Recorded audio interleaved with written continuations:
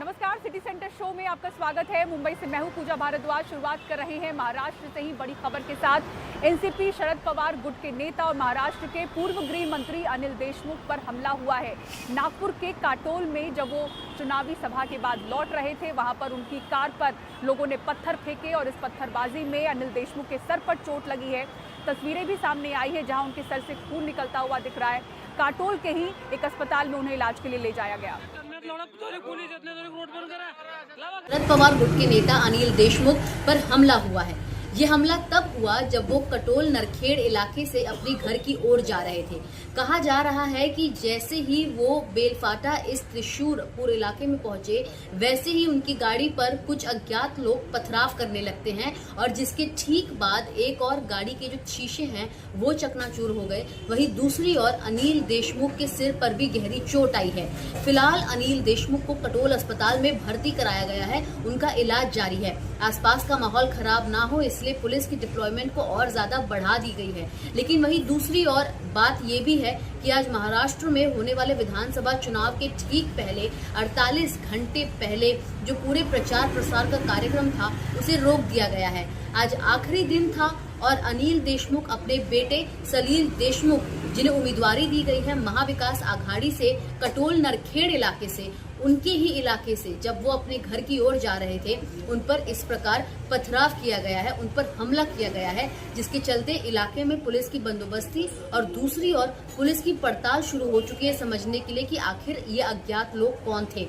मौके पर मौजूद लोगों की माने तो वहां पर सिर्फ एक या दो नहीं बल्कि एक बड़ा समूह वहां पर मौजूद था और जैसे ही अनिल देशमुख की गाड़ी वहां से उस रास्ते पर पहुंचती है जिसे बेलफाटा रास्ता कहा जा रहा है, वहां पर सीधे उनकी गाड़ी पर जोर जोर से पत्थर मारने लगते हैं, जिसके चलते उनकी गाड़ी का जो फ्रंट का शीशा है बोनेट के ऊपर वो पूरे तरीके से चकनाचूर हो जाता है और सीधे पत्थर अनिल देशमुख के सिर पर लगता है, जिसके बाद से उनके सिर से खून निकलने लगता है। कई सारे पिक्चर्स और वीडियो सोशल मीडिया पर सर्कुलेट हो रहे हैं। लेकिन फिलहाल एक और जहां इलाके की पुलिस का कहना है कि कोशिश ये की जा रही है कि लॉ एंड ऑर्डर के सिचुएशन पर जो महाराष्ट्र में पिछले कई दिनों में कई बार कटघरे में खड़ी हुई है, इस बार वो ना बिगड़े और ठीक विधानसभा चुनाव के पहले इस प्रकार की घटना होना कहीं न कहीं एक बार फिर महाराष्ट्र में जो लॉ एंड ऑर्डर का सिचुएशन है उसको लेकर सवाल खड़ा कर रहा है। और ऐसे में अब इसमें महाराष्ट्र के पूर्व गृह मंत्री अनिल देशमुख पर हुए हमले को लेकर महाराष्ट्र के मौजूदा गृह मंत्री देवेंद्र फडणवीस क्या कुछ एक्शन लेते हैं और किस प्रकार इस पूरे मामले में और नए मोड़ सामने आते हैं, ये देखना होगा। फिलहाल पुलिस की कोशिश जारी है कि अज्ञात लोगों को जल्द से जल्द गिरफ्तार किया जाए। मुंबई से सुजाता द्विवेदी, एनडीटीवी इंडिया के लिए।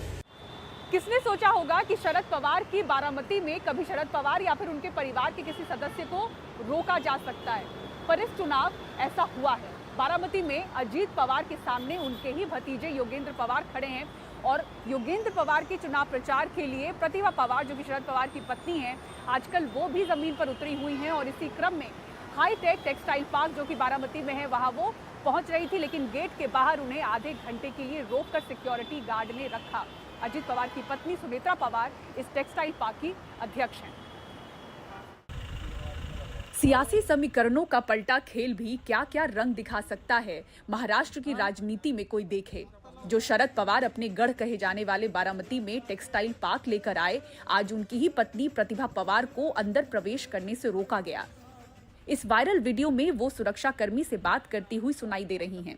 वीडियो में प्रतिभा पवार बताती हैं कि वो यहाँ कुछ खरीदारी करने के लिए पहुंची हैं।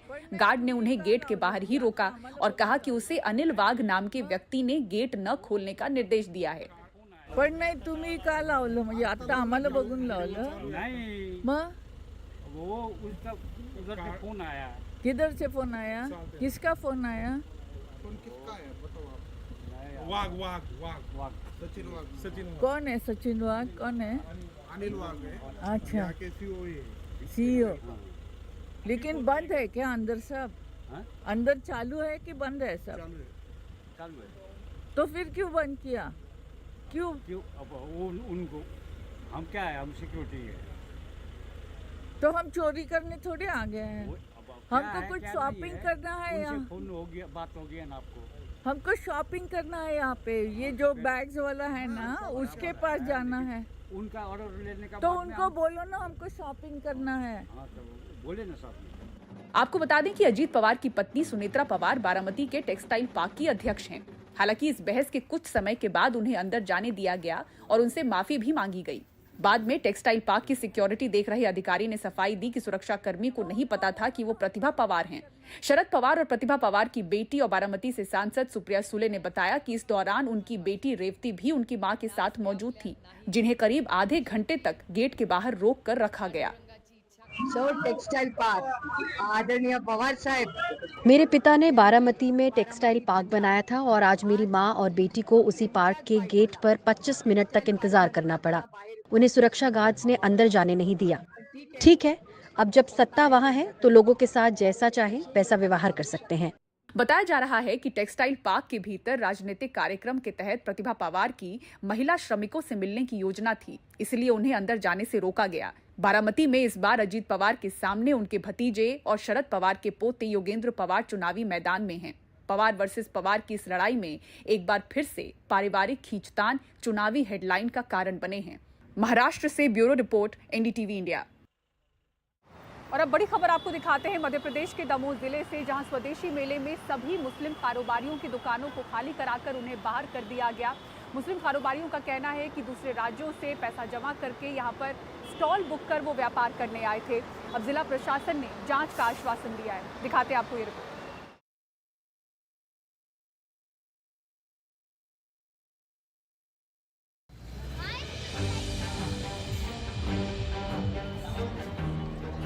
स्वरोजगार को प्रोत्साहित करने और स्थानीय उत्पादों के प्रचार प्रसार के लिए दमोह जिले के तहसील ग्राउंड में स्वदेशी मेला लगा है। अच्छी अच्छी बातें लिखी हैं, मसलन सभी को समान समझना, लोगों में परस्पर प्रेम और सौहार्द बढ़ाना, समाज के सभी वर्गों में बराबरी का भाव, सभी जाति धर्म और वर्ग के लोग एक साथ एक रस के समान हो जाएं, बिना भेदभाव के आपस में मिलजुल कर रहना। ये भी बताया गया कि इससे राष्ट्रीय एकता मजबूत होती है। पोस्टर देख लिया, अब हकीकत सुनिए।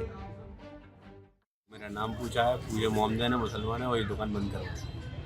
ये 10 दुकान है, 10 दुकान हमारी बंद करो। आयोग का ये कहना है कि मोहम्मदनों को नहीं दी जाएगी, एंट्री नहीं है और यहाँ से पैक करके जाओ। आपने दुकान किराया भाड़ा हुआ है हमारा 8-10 हज़ार रुपया हुआ है, कुछ देना नहीं है, कुछ लेना नहीं है। मना कर दिए वो जो ऑर्गेनाइजर है, दुकान नहीं लगाओ, पैक कर दो, चले जाओ। 24 तक है मेला। हाँ, अब बोला यहाँ से नहीं। मुसलमानों को सब हटा रहे हैं। ये मुसलमानों के जितने दुकानदार हैं ना, उन्हीं लोग का दुकान बंद करा रहे हैं। और वो अलेसर वाले बोले कि यहाँ मुसलमानों को नहीं लगेगा दुकान। आए कब 15-20 लोग थे। आप कहाँ से आए थे, कितना कर? हम सागर से आए। पड़ोसी दुकानदार भी कह रहे हैं गलत हुआ, मेला सूना हो गया है। हमारे जो मुस्लिम बंधुओं की दुकानें हैं वो एक खाली करवा दी गई। आज तक शहर में ऐसा कहीं नहीं हुआ है। आज हमारे लोग कश्मीर से आए हैं, राजस्थान से आए हैं, सब लोग आए हैं। आज ये पूरा सामान बंदा पड़ा हुआ है। आखिर ये शहर में कौन जहर घोल रहा है? दमोह कलेक्टर ने शिकायत मिलने पर जांच का आश्वासन दिया है। ये कार्यक्रम सरकार का कार्यक्रम नहीं है, वो स्वदेशी जागरण मंच का कार्यक्रम है। वो किसको कार्यक्रम में बुलाते हैं, किसको नहीं बुलाते हैं, ये उनके अधिकार क्षेत्र का विषय है। हमको पहले एक बार देख लेना चाहिए कि एक्चुअली मूल जड़ क्या थी इसकी, या फिर ऐसा कोई चीज़ जो भी घटना घटी है, यदि ये घटी है घटना, तो ऐसी घटना आखिर किस कारण से घटी है, इसके बारे में पहले हम जानकारी ले लें और जानकारी लेने के बाद फिर उसके बाद हम आगे का कदम तय करें कि हमको क्या करना। हालांकि प्रशासन कह रहा है आयोजन सरकारी नहीं है, फिर भी जिला शिक्षा अधिकारी ने स्कूलों को आदेश दिए हैं कि वो बच्चों को मेला घुमा कर लाएं। हमें इन्फॉर्मेशन दी गई थी कि आज 2 बजे से 4 बजे के बीच में हम बच्चों को यहाँ घुमाने ला सकते हैं। तो डीईओ सर की तरफ से लेटर आया हुआ था और बस उसी के तहत हम बच्चों को यहाँ लेकर के आए। सच भी है, ये बातें तो पोस्टर में हैं। पोस्टर किताबी ज्ञान के लिए होता है। अब इन दुकानदारों ने सच मान लिया तो आयोजकों का क्या कसूर। 14 से मेला शुरू था, कई राज्यों से कारोबारी आए हैं, स्टॉल बुक किया, पैसे चुकाए। कम से कम अब पैसे मिल जाएं तो पोस्टर की थोड़ी बहुत इज्जत तो बच जाए। दमोह से आजम खान के साथ अनुराग द्वारी की report, NDTV. Delhi NCR gas chamber में तब्दील होता हुआ नजर आ रहा है। ज्यादातर जगहों पर AQI 400 के पार है।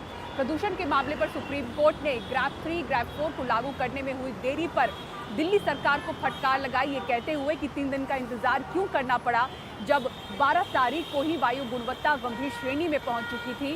साथ ही ये कहा कि अब अदालत की अनुमति के बिना ग्रैप 4 वापस नहीं लिया जाएगा। आपको बता दें कि प्रदूषण गंभीर श्रेणी में पहुंच गया है, जिसे देखते हुए दिल्ली में आज से ग्रैप 4 लागू कर दिया गया है, लेकिन इसका असर होता फिलहाल दिखाई नहीं दे रहा। रविवार को AQI 450 तक पहुंचने के बाद ग्रैप 4 लागू करने का फैसला किया गया, लेकिन आज सुबह स्थिति और बिगड़ गई और द्वारका और नजफगढ़ समेत कई जगहों पर AQI 500 और उसके करीब पहुंचता हुआ दिखा। प्रदूषण संकट से निपटने के लिए ग्रैप 4 लागू होने से गाजियाबाद में बुलंदशहर रोड इंडस्ट्रियल एरिया में औद्योगिक इकाइयों पर बुरा असर पड़ा है। जो दिहाड़ी मजदूर हैं वो प्रभावित हुए दिख रहे हैं, दर दर भटकना पड़ रहा है काम के लिए। दिखाते हैं आपको बुलंदशहर रोड इंडस्ट्रियल एरिया से हमारे सहयोगी हिमांशु शेखर की ग्राउंड रिपोर्ट।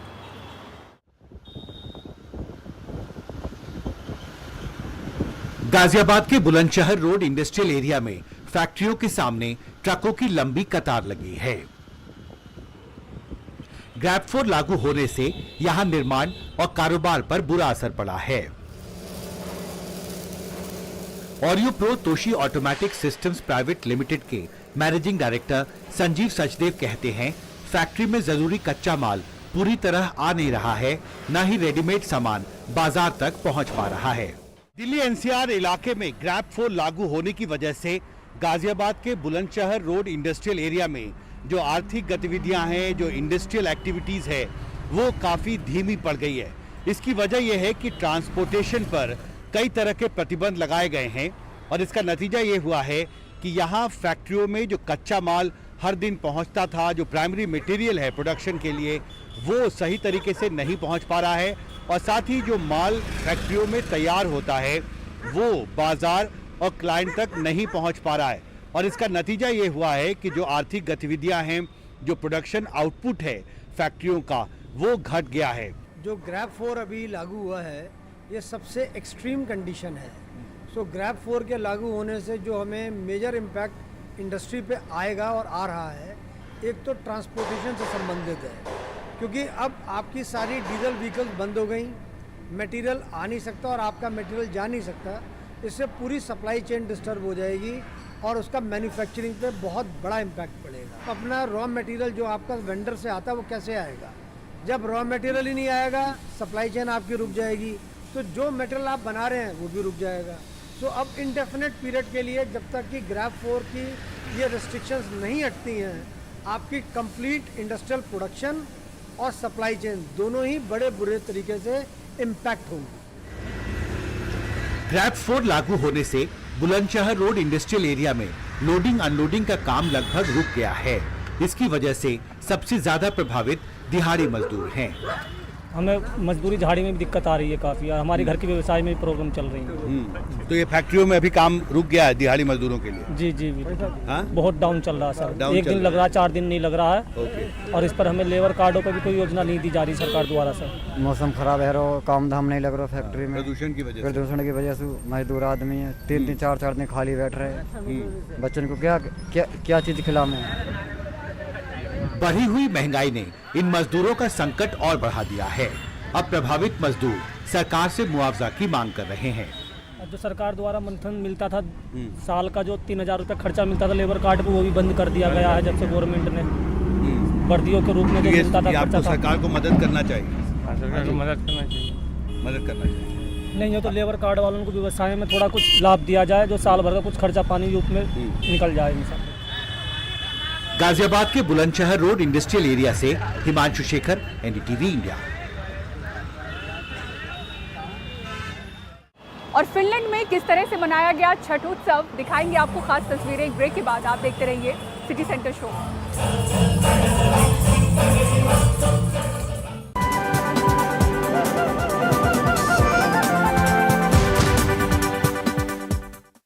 फिनलैंड में कैसे छठ पूजा संस्कृति उत्सव को मनाया गया, देखिए शक्ति एडम आरुकू की रिपोर्ट।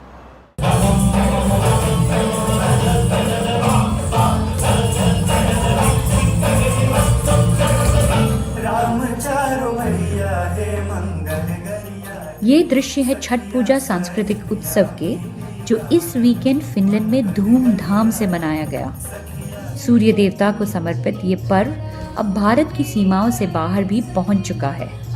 फिनलैंड में बिहार झारखंड परिषद ने भारतीय दूतावास के साथ मिलकर छठ की समृद्ध परंपराओं को मनाने के लिए समुदाय को एकजुट किया।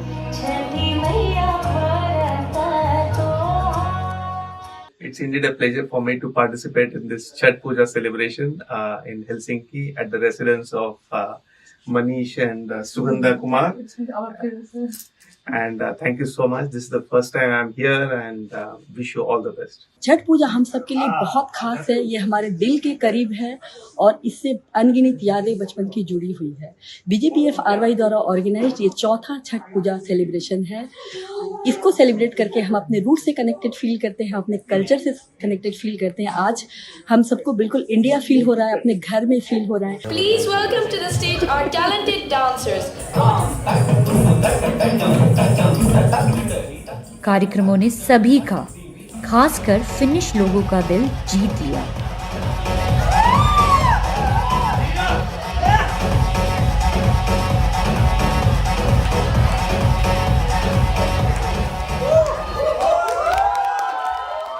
It was amazing and such a colorful event, you know, in the during so dark November.